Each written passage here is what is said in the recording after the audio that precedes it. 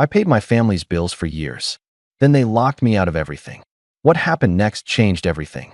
Thanksgiving in Cleveland always carried a weight I never quite learned to shrug off, and this year was no different.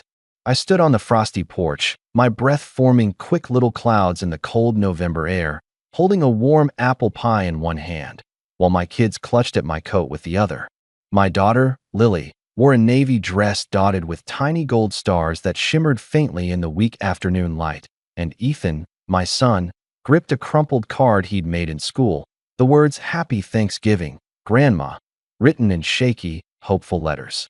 As I raised my hand to knock, the lace curtain behind the frosted window twitched, revealing movement inside that made my heart skip. Someone was watching. The door cracked open just a sliver, and there she was, my mother, Karen. Her eyes flicked quickly between me, Lily, and Ethan, not with warmth but with a cautious, calculating look I had seen far too many times before. She gave me a tight smile, the kind of smile you see at funerals when everyone's pretending everything's okay, but it isn't. Then, in a voice soft enough to almost be kind, she said, "We're keeping this a family-only event." The words felt like a soft slap, delivered with the kind of gentle cruelty reserved for the polite rejection that stings worse than outright hatred. I blinked, uncertain if I'd heard her right. The door stayed slightly open, but she didn't move aside or invite me in.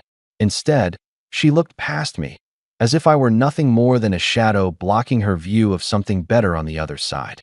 I could feel Lily shift nervously beside me, her small hand tightening around mine, while Ethan leaned closer and whispered in a voice barely louder than the cold wind, "Aren't we family?" The question echoed like a sharp ache through my chest, a sting I recognized all too well, the sting of being unwelcome where you belong. I forced a smile that didn't reach my eyes, bending down to take their hands in mine as if to shield them from the sting. "Let's go get some pizza," I said, my voice steady even though my heart was pounding harder than I wanted to admit. Without another word, I turned away from the closed door, not flinching when the heavy wooden door slammed shut behind me. I didn't glance back as the fall wreath slipped off the nail and thudded quietly on the porch, as if marking the final goodbye to the family I had known all my life. We walked down the driveway together, their little hands warm in mine despite the cold, until we reached the car parked nearby. I kept my voice light and easy, asking, "Who wants extra cheese?" and heard them cheer, blissfully unaware of the storm that had just passed between us. In that moment, I knew this wasn't just a missed dinner or an awkward family argument. This was a line drawn in the snow, my family putting me outside the circle, marking me as someone who no longer belonged at the table. We ended up at a small, half-empty pizza joint not far from the house, the kind of place with paper napkins and greasy plates, far from the warmth and familiarity of any home. Ethan sat quietly coloring a turkey on the kids' menu, while Lily told the waiter, with the hopeful enthusiasm only a child could muster, that it was our special Thanksgiving pizza party. I laughed, stirring my soda, trying to swallow the bitterness rising in my throat just as my phone buzzed on the table. The caller ID showed Jason, my older brother. I picked up, expecting something casual or maybe even an apology, but instead, I was met with anger sharp enough to cut through the fog of disbelief I was still floating in. "Ellen, what the hell did you do?" His voice was cold and furious, no greeting, no explanation. I blinked, trying to piece it together as the words spilled out. "Why did the bank freeze the family trust account?" The question landed like a slap across my face, leaving me breathless and stunned. I leaned back against the cracked vinyl booth seat, staring down at the melted cheese on Lily's plate like it held the answers. And here's the thing, I didn't freeze the account. Not that day anyway, but the idea that I could, that the name on the account, the signature that opened and could close it, was mine. That was the hardest pill to swallow. I'd been the family's silent supporter for years, the one who covered mortgages when Mom's checks bounced, who bailed Jason out when his business went under, who signed for loans without a second thought, because it was what family did. And yet, here I was, standing on the outside, shut out and betrayed by the very people I had fought so hard to keep afloat. For the first time in a long time, I wasn't angry or heartbroken. I was done. I took a slow sip of my drink and said into the phone, "She told me to leave." So I did. Jason barked back, "You didn't have to take it this far." His voice was sharp, accusing, but I kept my tone calm, steady. Funny, you didn't say that when I was paying Mom's mortgage or covering your business loan. The line went silent, except for the faint giggle of Lily showing Ethan how to draw a pizza slice, innocent and unaware that a war had just begun. Looking at them, my two small anchors in a storm I'd held back for years, I finally said it out loud for the first time. They brought this on themselves. Somewhere far away, I could almost hear a fuse sizzling quietly toward a very big explosion. That Thanksgiving wasn't about family anymore. It was about finally seeing the truth. Some people aren't family at all. They're just collectors of loyalty debts, and I was done making payments. I didn't answer Jason's calls after that. Not when he texted, "We need to talk." Not when he called again at midnight, hoping to wear me down with words. Because by then, I wasn't interested in talks. I wanted truths. And the truth was, for the last 8 years, I had been the family's silent investor, not in a business, but in them. When Mom's house nearly slipped into foreclosure, I paid the back taxes. When Jason's startup failed, I covered his credit card debts and co-signed his next loan. When Maya, my younger sister, needed a car to get her life on track, my name was on the lease. I was the family vault, the bank no one ever thanked. Funny how vaults work. When you lock them, they tend to stay closed. But the biggest surprise? They thought I'd never turn the key. 2 days later, as I cleaned the living room, my phone buzzed again. This time it was Mom. For a moment, I thought about ignoring it, but old habits die hard, so I answered. Her voice slid down the line like ice water. "Ellen, what did you do?" I didn't answer right away. She filled the silence. "Your brother said the trust account is frozen, the family fund, the emergency savings." "Why?" I wiped a smudge off the coffee table. "Because I'm not your emergency anymore." There was a sharp inhale on the other end. "Don't be childish." I smiled, even though she couldn't see it. "I'm being accurate." She switched tactics, soft and sharp all at once. "You know your father left that account for all of us. It was meant to help the family." I sat down, voice steady. "And who kept it going after he passed?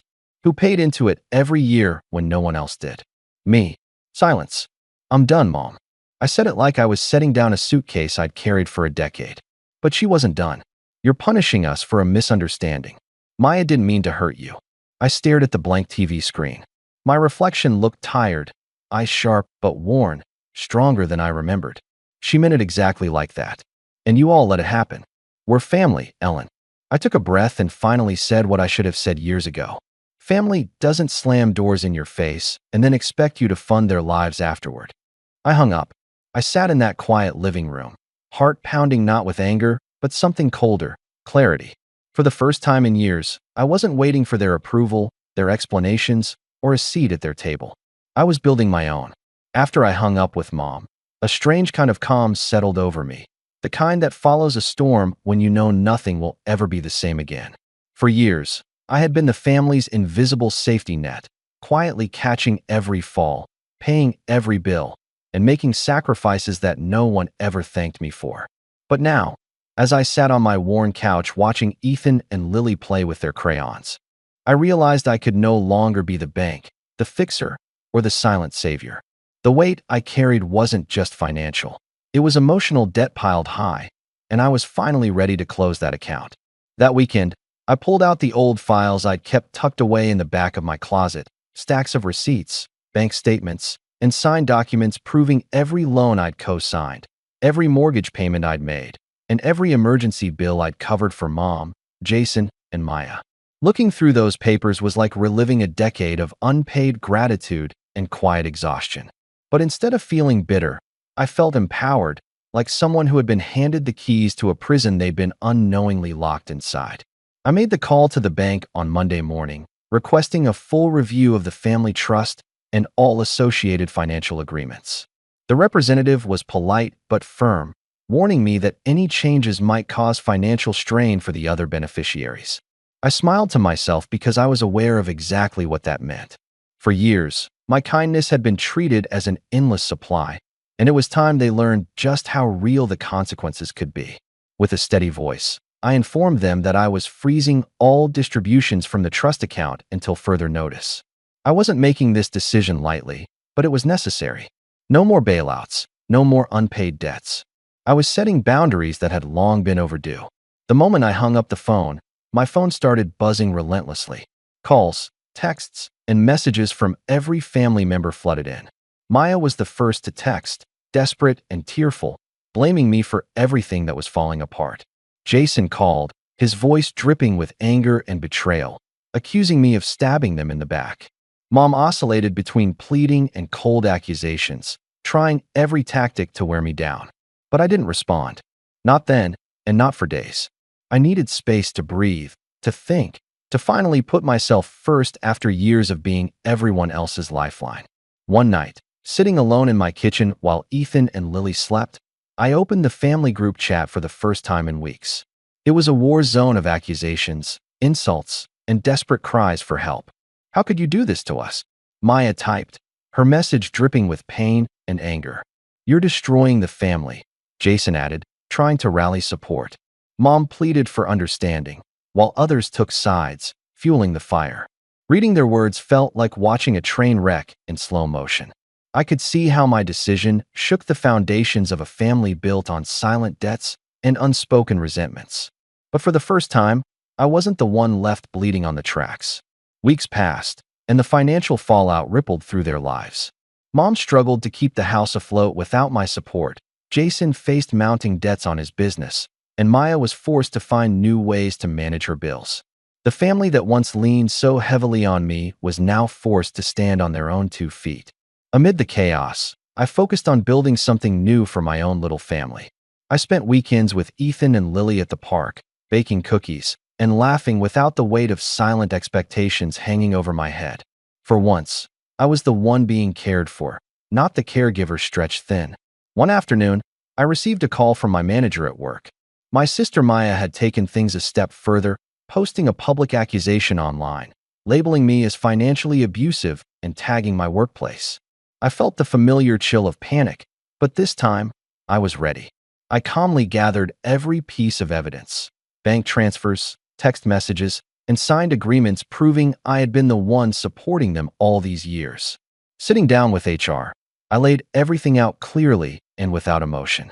5 minutes later, they assured me the matter was closed and my job was secure. That moment marked a turning point. I realized that truth had power, that silence had only allowed the narrative to be twisted for too long. I wasn't going to be the quiet martyr anymore. Feeling a surge of resolve, I drafted a public statement on social media, sharing my story without anger or blame. Only truth. I spoke about the silent burdens many carry in toxic families, the weight of being taken for granted, and the strength it takes to finally say no. The post struck a chord far beyond what I expected. Messages poured in from strangers sharing their own stories of being used, silenced, and guilted into submission. For the first time, I felt seen and understood by a community that didn't know me but understood the pain of invisible sacrifice. Meanwhile, my family's public image began to crumble. Maya's past posts surfaced online, revealing hypocrisy and manipulative behavior that contrasted sharply with the victim she portrayed. I watched silently as their carefully constructed facade fell apart piece by piece, knowing that justice sometimes starts with the truth finally being told. But even as I gained strength, the attacks continued. Lawyers representing the family trust sent formal notices attempting to remove me as a trustee, unaware of the legal protections I had put in place years ago. I knew they were scrambling to regain control, but I was prepared. One cold morning, I walked into the bank and sat across from Mr. Benson, the branch manager who had known me for over a decade. When I told him I wanted to dissolve the family trust entirely, his face paled slightly, but he didn't try to stop me. "You do realize this will permanently remove access for the other beneficiaries," he warned quietly. I nodded, meeting his gaze steadily. "I'm aware." He hesitated before asking if I was certain. I leaned forward and asked, "If you kept lending money to people who never paid you back, would you keep lending?" He blinked and then smiled slowly, understanding. The paperwork was ready that afternoon. I signed each document with a steady hand, closing that chapter and transferring the remaining funds to my children's accounts, a future I was finally able to secure on my own terms. Walking out of that bank, lighter than I had felt in years, I knew the calls and messages from my family wouldn't stop anytime soon. But this time, I wasn't afraid. I had reclaimed my power and learned that sometimes the hardest act of love is letting go. Almost immediately after I finalized the trust dissolution, the backlash from my family intensified in ways I hadn't fully anticipated. Maya, my sister, took to social media with a fury that shocked me, posting accusations that painted me as the villain of our story. She tagged my workplace, calling me a financial abuser who manipulated and betrayed her own blood. The messages spread quickly, and for a moment, I felt the old familiar grip of panic clawing at my chest. But this time, I didn't freeze or flinch. I calmly gathered every piece of evidence I had compiled over the years: bank statements, payment confirmations, signed leases, and text messages showing the countless times I'd helped Maya without complaint. Sitting down with HR at work, I laid everything out clearly and methodically.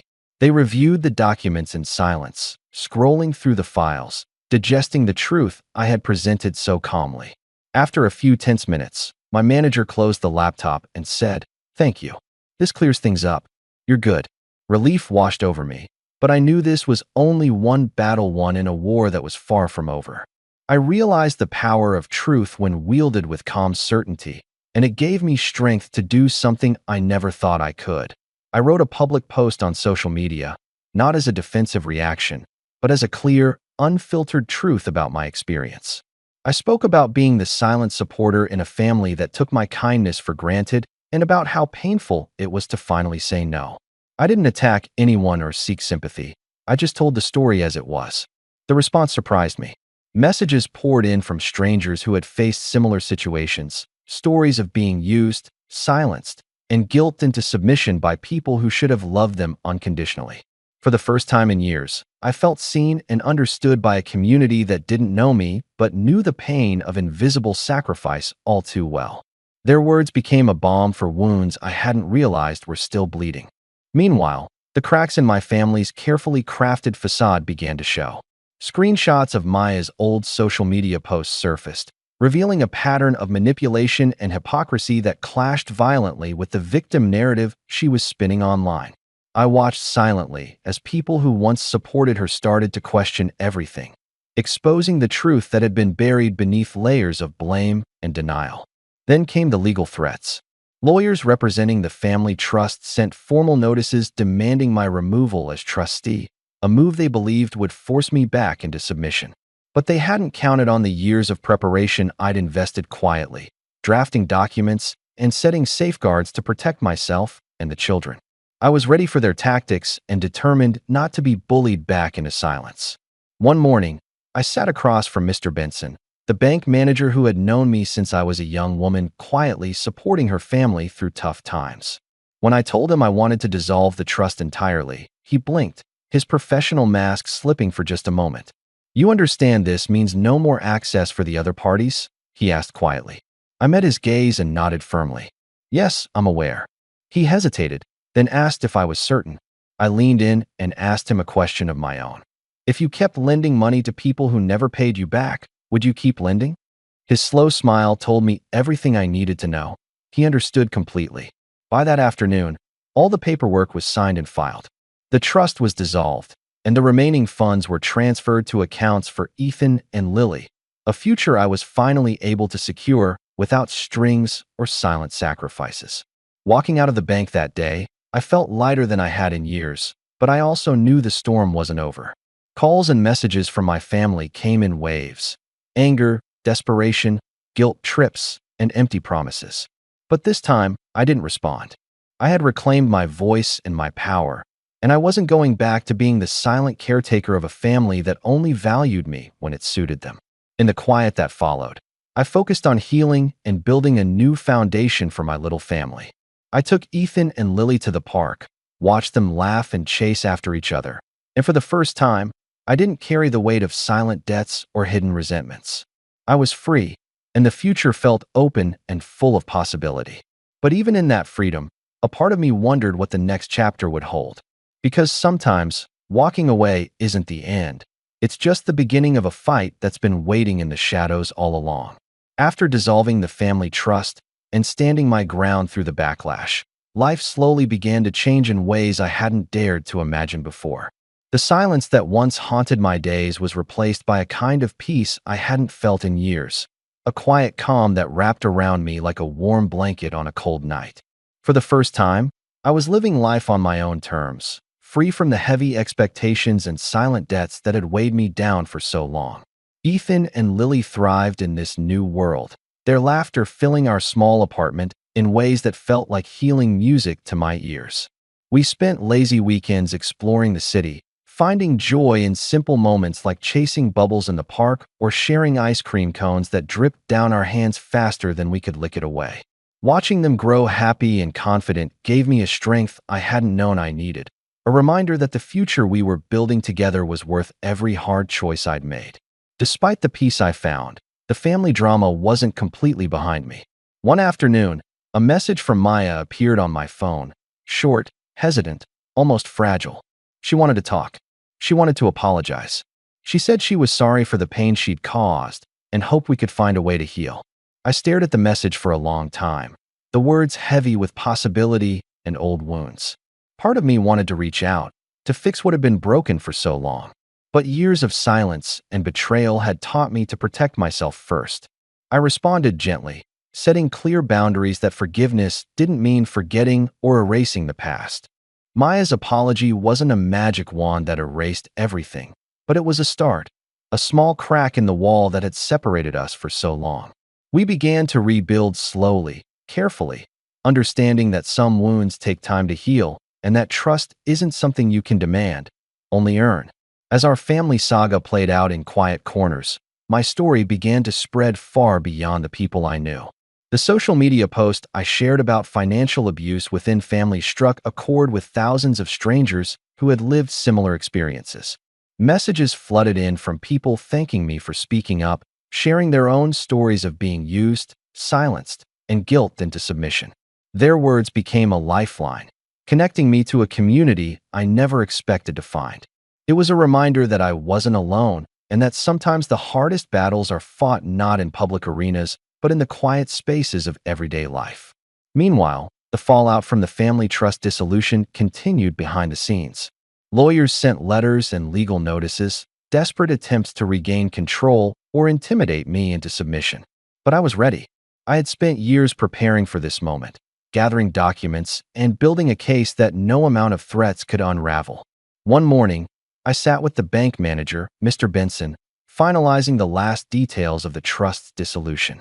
His usual professional demeanor softened as he realized the weight of what was happening. He looked at me with respect, acknowledging the strength it took to make such a difficult decision. "You're closing the door on a chapter most people wouldn't dare touch," he said quietly. I nodded, feeling a mixture of relief and resolve. Sometimes, you have to close one door to open another. With the trust dissolved, the remaining funds were safely transferred into accounts for Ethan and Lily, securing their futures without the shadow of past debts or family drama. It was a tangible symbol of the new path we were walking together, one built on independence, honesty, and self-respect. But just when I thought the worst was behind me, the unexpected happened. One afternoon, an anonymous letter arrived at my apartment, thick with legal documents and handwritten notes that unsettled me more than I cared to admit. The letter detailed a web of financial manipulation and hidden actions within my family, secrets no one had told me about, revelations that implicated Jason and Maya in ways I hadn't imagined. The letter claimed they had been siphoning money from the trust for years, using it for personal luxuries and expenses far beyond what anyone had known. It was a betrayal layered beneath the betrayals I'd already endured, a secret I never expected to uncover after everything that had happened. Alongside the letter was a warning, an alert that attempts were underway to regain control through both legal and illegal means, and that I needed to be prepared. The weight of it all hit me like a punch to the gut, stirring up fears I thought I'd buried with the past. Now, more than ever, I faced a choice: expose the truth publicly and risk opening wounds deeper than before, or protect my children from the fallout and fight quietly from the shadows. The tension between what was right and what was safe twisted inside me, a knot I couldn't easily untangle.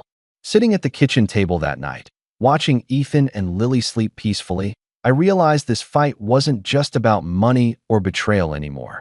It was about reclaiming my life on my terms, no matter how complicated the road ahead might be. I'm preparing for what's next, ready to reveal the full story in a way that no one expects. Because sometimes, the most powerful truth is the one that stays hidden until the perfect moment to explode into the light. And this story, my story, is far from over. Just when I thought I had seen the last of family drama and betrayal, the unexpected came crashing through the quiet life I had fought so hard to build. One humid summer afternoon, an unmarked envelope slipped through the mail slot and landed on my doorstep like a ticking time bomb waiting to explode. Inside was a thick packet of documents and a letter written in hurried, messy handwriting, anonymous, but painfully detailed. The letter laid out everything I hadn't known: the hidden financial manipulations, the secret accounts, and the lengths Jason and Maya had gone to siphon money from the family trust for their own luxury expenses. It was a betrayal deeper than anything I could have imagined, wrapped in deception and greed that had been carefully hidden behind closed doors for years.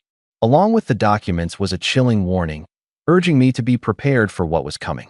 The writer hinted at plans to regain control through legal battles, smear campaigns, and even more underhanded tactics. The weight of the truth hit me like a cold wave, stirring fears I thought I had buried beneath the rubble of broken relationships and shattered trust. I sat at the kitchen table long into the night, the letter in front of me like a puzzle piece that didn't quite fit anywhere yet, but refused to be ignored. I thought about Ethan and Lily sleeping peacefully in their beds upstairs, unaware of the storm brewing below. The choice before me wasn't just about exposing secrets or protecting myself. It was about shielding them from a war they never asked to be part of. The tension twisted inside me like a knot that no amount of time could easily unravel. Should I make this public and let the world see the full extent of their deceit? Or should I fight quietly, keeping the battle in the shadows until I could be sure of victory? I knew either path would change everything. In the quiet moments between doubt and resolve, I realized something powerful. This wasn't just about money, betrayal, or family anymore.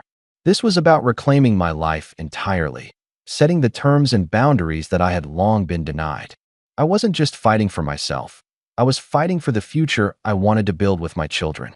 I began preparing my next move carefully, gathering every piece of evidence, every document, and every truth I had uncovered. I wasn't going to let fear dictate my actions, and I was ready to reveal everything when the time was right, not as revenge, but as justice. But life has a way of keeping you on edge when you least expect it. Just as I started to feel the first flicker of control returning, a shadow from the past appeared. Maya called. Her voice was soft, almost fragile, different from the fury I remembered. She spoke of regret, of wanting to fix what had been broken, and of finally understanding the pain she had caused. For a moment, I wavered. The years of hurt and silence weighed heavy, but so did the hope that some part of our family could be saved. I listened, carefully, setting firm boundaries that forgiveness wouldn't erase what had been lost, but could perhaps allow for a new beginning. This fragile thread of reconciliation didn't erase the scars, but it reminded me that healing often comes in small, tentative steps rather than sweeping gestures. I learned that sometimes the most loving thing you can do is hold space for growth, even when it feels impossible. Meanwhile, the storm of legal threats and whispered threats from the shadows grew louder. I could feel eyes watching, waiting for me to falter. But I was ready. Every step I had taken had been a preparation for this moment, and I wasn't going back to silence or submission. I posted a cryptic message on social media, a hint that the full truth was coming, a declaration that the silence was over. The response was immediate and intense. Messages flooded in, some supportive, some skeptical, but all waiting for what I was about to reveal. And then, just when the tension felt unbearable, the story took a turn no one expected. A sudden revelation emerged, evidence of a hidden alliance between Maya and an outside party, a secret deal that explained much of the deception and manipulation behind the scenes. It was a betrayal layered beneath betrayals, shaking the very foundation of everything I thought I knew. This unexpected twist made it clear that the fight was far from over, and that the people I thought I understood were playing a much bigger game. I realized that sometimes the greatest battles aren't just against others, but against the shadows within your own family's secrets. Standing at the edge of this new battlefield, I knew one thing for certain. I was no longer the silent supporter, the invisible vault, or the backup plan. I was the one who walked away, who found strength in truth, and who would not be broken again. The final chapter hasn't been written yet, but when it is, it will be on my terms, with no more silence, no more compromises, and no more pretending that loyalty means losing yourself. This story is far from over, and I'm ready to face whatever comes next, not just for me, but for the family I'm choosing to build from the ashes.